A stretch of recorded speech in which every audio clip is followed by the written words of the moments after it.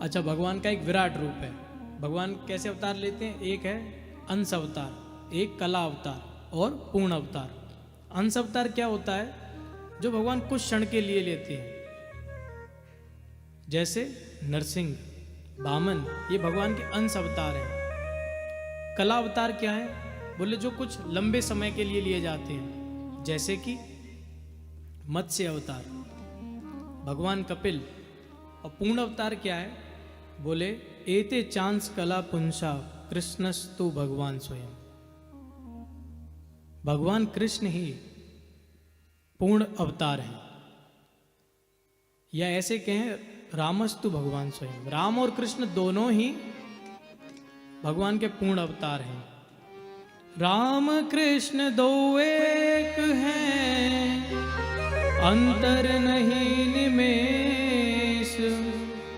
एक के नयन गंभीर हैं, एक के चपल विशेष।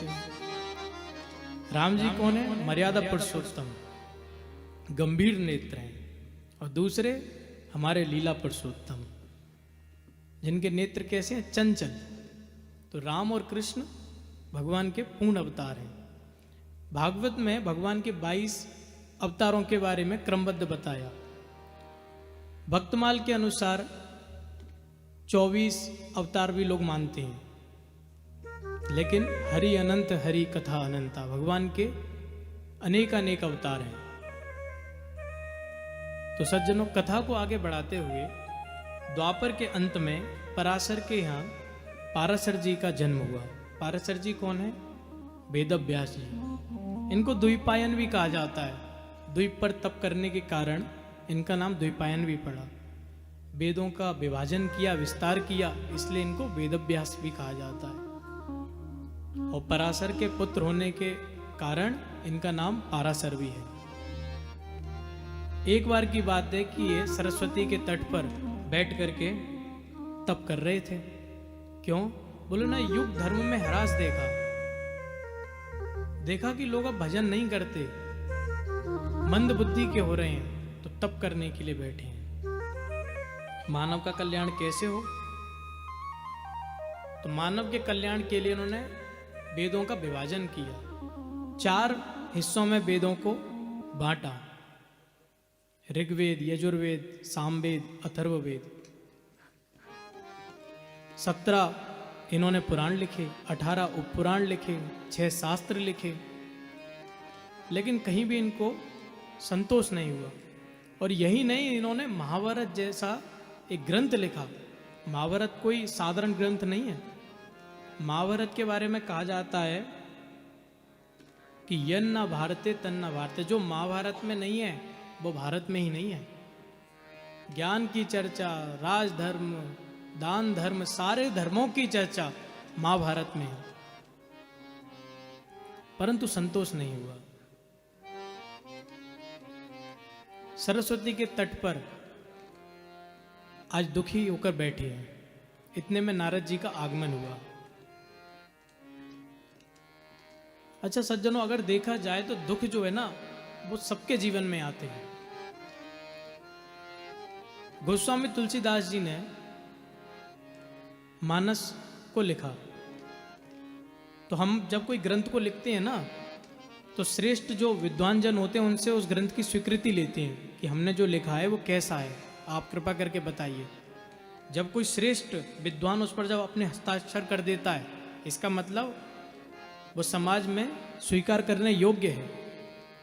जैसे हम कहते हैं ना, पब्लिकेशन बुक आती है, परंतु मानस को किसी ने स्वीकार नहीं किया। जिसके पास जाते वही ये कहते कि अरे रामायण जैसे क्लिष्ट ग्रंथ को साधारण भाषा में लिख देना, क्या है ये? चौपाइयों में दोहे लिख दिए, क्या है ये?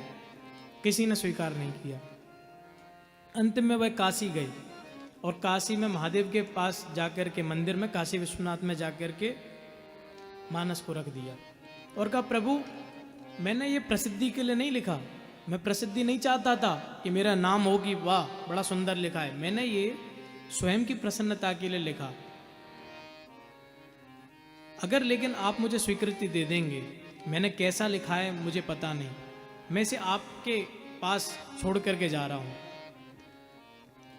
तो उन्होंने मंदिर में उसको रख दिया।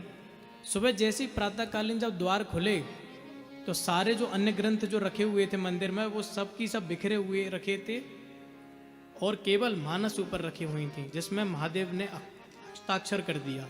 क्या लिखा? सत्यम शिवम सुंदरम। गाना नहीं है ये महादेव के हस्ताक्षर हैं। क्या इसमें जो भी लिखा है वो सत्य है?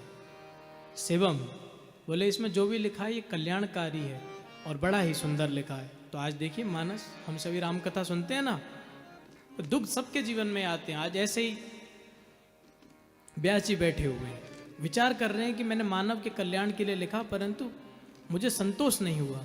इतने में नारद जी का आगमन हुआ।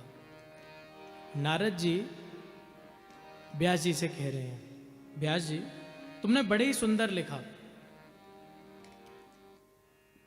धर्म अर्थ काम मोक्ष चतुर्विध पुरुषार्थ, इनको जो प्राप्त करना चाहता है उनके लिए तो आपने बहुत सुंदर लिखा है, परंतु कुछ जो ऐसे मुनि वर हैं जो इनसे मुक्त हैं, जो ये नहीं चाहते, उनके लिए आपने क्या लिखा?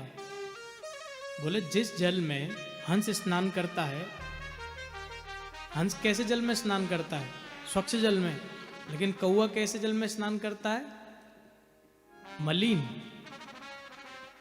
तो बोले जिस ग्रंथों का आश्रय लेकर जो लोग धर्म अर्थ कामनाओं की पूर्ति करना चाहते हैं, ऐसे लोग जिन ग्रंथों को श्रवण करते हैं, निर्ग्रंथ मुनि जो हैं, वो ऐसे ग्रंथों को कदापि श्रवण नहीं करते, उनको नहीं स्वीकार करते। भगवान लीला करके जा चुके हैं। तुम भगवान के निर्मल यशों को लिखो। भगवान के निर्मल यश क्या है? बोले गौचारण लीला करना। जिसने इस पूरी सृष्टि को बनाया,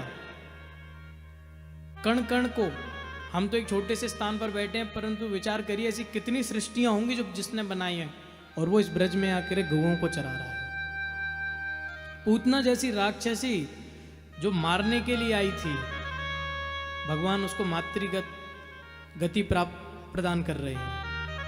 ऐसे दयालु, ऐसे कृपालु, ऐसे भगवान के निर्मल यशों को आप लिखिए। और समाधि का महत्व बताते हुए नारद जी अपने पूर्व जन्म की चर्चा सुना रहे हैं।